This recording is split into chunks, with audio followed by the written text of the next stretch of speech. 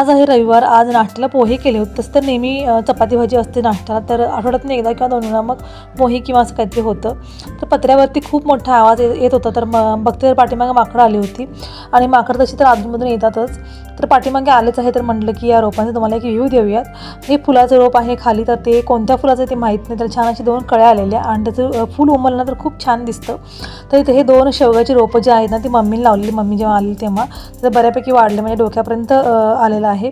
आणि ते भरपूर अशा वेली वगैरे आहेत. तर त्या कोणत्या सगळ्या मिक्स आहेत. घेवडा वगैरे असं काय काय त्यांनी लावलं होतं मागे आलेलं तेव्हा. 2 दिवसापासून पाऊस उघडला होता, त्यामुळे छान असं पाठीमागे कोरडं झालं होतं. त्यामुळे मग पाठीमागं आलेच आहे. तर म्हटलं हातासरशी तिथलं सगळं झाडून घेऊयात. माकडाला मी शेंगदाणे दाखवून खाली पायरीवर शेंगदाणे ठेवले होते. तर ते शेंगदाणे खाण्यासाठी तो खाली आला होता.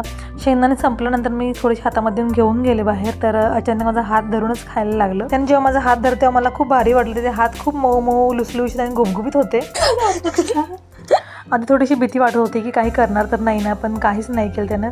खाऊ अगदी शांतपणे खात होता आणि वरती पण 2 छान अशी माकडं बसली होती. छान असं खाली बघत होते. आपण प्राण्यांना प्रेम केलं की प्राणी पण आपल्याला प्रेमच करतात. आणि आज फ्रेंडशिप डे आहे आणि जणू माझ्याशी माकडाने फ्रेंडशिपच केली होती असं मला वाटत होतं. दुपारी प्रेमने आणि श्रीने मला फ्रेंडशिप बँड बांधला.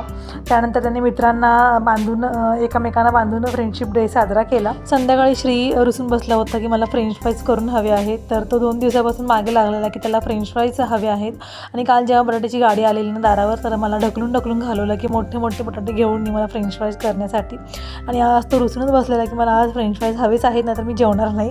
तर म्हटलं की चल तुला फ्रेंच फ्राईज करून देते बाबा एकदाच्या, नंतर मग रोज उठून मग तेच रोज माझ्या पाठीमागे लागणार.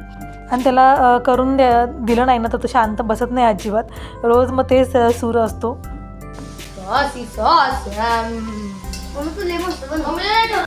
कसं झालंय?